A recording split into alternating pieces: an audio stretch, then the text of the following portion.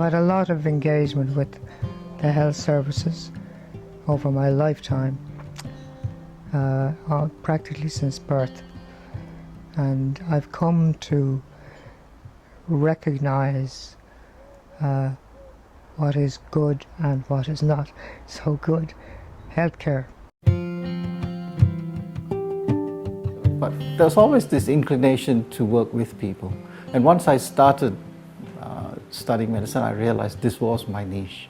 Because here I was with my heart wide open to serve and, you know, to give in that capacity. What I really hoped was to make a difference in the healthcare service, to really fundamentally get to the heart of what it is that people needed and what would help them to move on, to perhaps rediscover themselves following illness.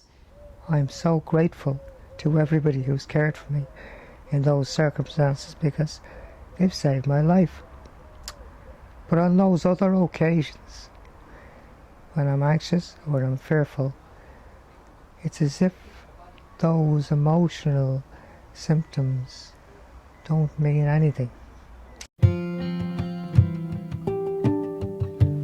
What struck me was how helpless I was in certain areas.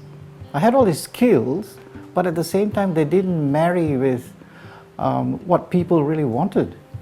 You get on the ward and you're so caught up in just the tasks and being so busy that it's extremely frustrating that you can't, you know, give in the capacity that you want to when you see so much suffering around you. Isn't that terrible though, that there is a bullying culture in the hospital? I mean, I can't think of a worse start really to, you know, people have passions and aspirations to do a fantastic job in healthcare and, you know, within a few weeks potentially starting to think this isn't what I wanted. It's reasonable that they would be concerned about getting too close to a patient, running the risk of becoming too emotionally involved and burning themselves out. If they try to deal with that with too much detachment, they come across as cold and callous and in a sense don't serve themselves well because they repress, I think, what's natural to them. I was the biggest cynic of the healthcare system I think there was, and I was very angry. Life's crazy. I'm running as fast as I can just to be on the same spot. Something's not right. Also, they change your focus, so it almost feels like you're in an organisation where it is important to tick boxes, but actually patients come sort of second best. I started to realise that, you know, my environment is a reflection of myself.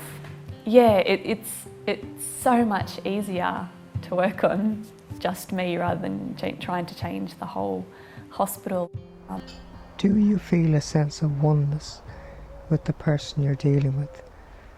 Do you feel safe in your own self to reach out because you're just doing your professional best? You know, I think that's what they yearn for, you know, to have that recognition of their being, and I think that can profoundly help people on their healing journey. So all you can do is do your best and be with the person as distinct from doing things to the person or for the person. What a difference it makes actually from a practical level, you know, being a nurse on a busy ward, that when we take that moment to just connect with them from the very start of the shift and let them know that we're here and we're present for them, there's a lot less symptoms and calling out and buzzer pressing. The sick person realising that in that moment you can see them. In that moment you can hear them. And in that moment what they say means something. When I'm resting with myself, when I'm remembering myself, being with myself, and when I open up, then I found that over the years it just flowed as it flowed. Compassion is an impulse within a person which is an expression of the truth of whom they really are. The more that I serve other people, how selfish it really is, because I gain so much from it. And she said to me, "You have no idea how important to me it was that somebody was coming in and smiling and being with me, and how precious that was and how safe that made me feel in the ward." They know they exist, not as a bundle of symptoms, not as a case, not as a patient, but as a person.